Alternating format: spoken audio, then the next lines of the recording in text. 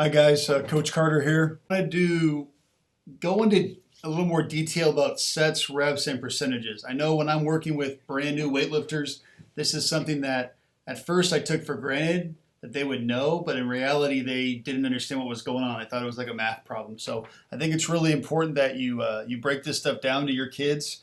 Obviously the coach has to understand it, but once the coach understands it, that he explains it to all his weightlifters. That way we all start with this basic vocabulary. So here's just a basic program we use, and if I'm looking at 4 by 12 at 55%, okay, so the first number is the amount of sets I'm going to be doing of the bench press. So I'm doing 4 individual groups of reps, okay, and I'm doing, for each set, I'm going to complete 12 individual reps. So I got sets, followed by the individual movements, which are reps. And for this exercise, I'm going to be doing 55% of my single rep max on the bar. And we're going to get into how you find that percentage in a second. But, we just need to make sure we're all on the same page of these numbers: sets, reps, and percentage. So the next clip real quick, it's going to break it down a little further for you.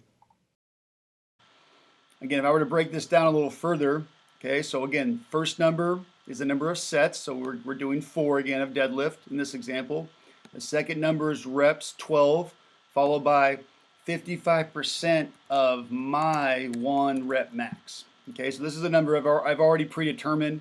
If you're just new to weightlifting, your percentage probably isn't something you're going to really worry about. But as you get more training years under your belt, maybe you're a freshman, sophomore, junior in high school, this percentage is going to be more and more important. Okay, so if we were to break this down a little further, we're obviously going to start with 1 set number 1 of deadlift.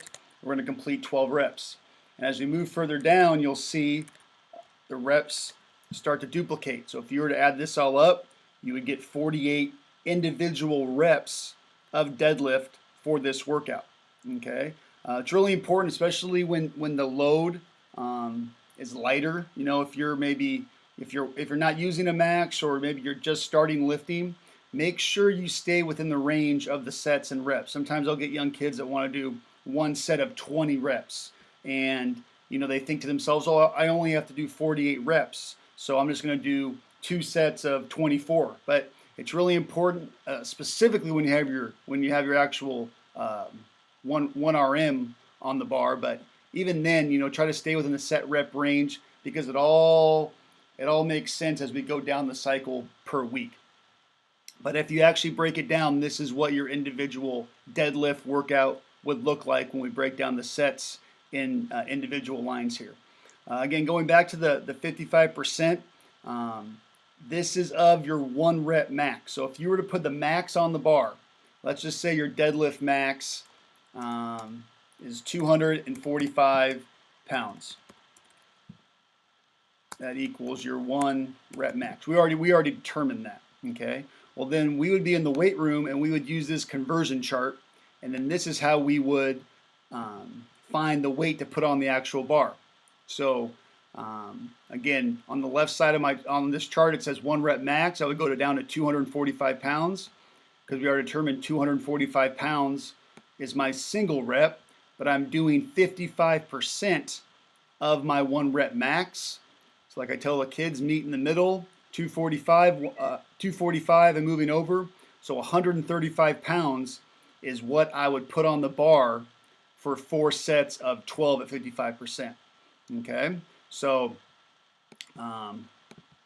again, 55% of my 1 rep max, like we just found on the chart, equals 135 pounds. Now, again, if we're really going in the beginner type of things here, if we look down at the very bottom of this chart, well, we already found the max on the left. We already found the percentage on the top of the chart. We already met in the middle. Now take that number and subtract 45 pounds, because that's what's on the bar already, because that's the weight of an Olympic barbell. So if you're really trying to figure out, okay, how much weight do I put on the bar? Well, we have 135 pounds equals 55% of my max. Okay, we know that needs to get on the bar, 135. We need to subtract 45, because we know the bar weighs 45 pounds, and what's left over is 90 pounds. So now we look at, I need to get 90 pounds on this bar. And obviously there's two sides of an Olympic barbell, so we're gonna have to divide this number by 2, which is gonna give us a grand total of 45 pounds on each side of bar. Okay, so this is the number that, what I would tell the kids is the magic number, right? For this exercise on this day, 4 by 12 of 55% of deadlift, you need to get 45 pounds on each side of the bar, and you need to complete 4 sets of 12 individual reps. And this is gonna get us to where we wanna be. So again, finishing up, going back to our program, you know, the sets and reps are gonna change every day and every week as we move forward. So if we're just looking at our Monday plan here on bench, you know, we start week 1, 4 sets of 12, we move down to 4 sets of 10 by 60%, then week 3, 4 by 8 at 65%, week 4, 4 by 6 at 70, week 5, 4 by 5 at 75, and then our last week of our lifting cycle before we test, we're going to finish with 4 by 4 at 80%. So, you know, the sets and reps and percentage, that's kind of where the programming comes into place. There's more videos out on this channel about, you know, what's the right formula for sets and percentage based on the lift you're doing and based on the type of strength you're trying to gain. But as just a foundation, let's all, you know, make sure we understand what sets and reps and percentage actually means in regards to weightlifting. So hopefully you guys learned a couple tools to move forward. Thanks for watching.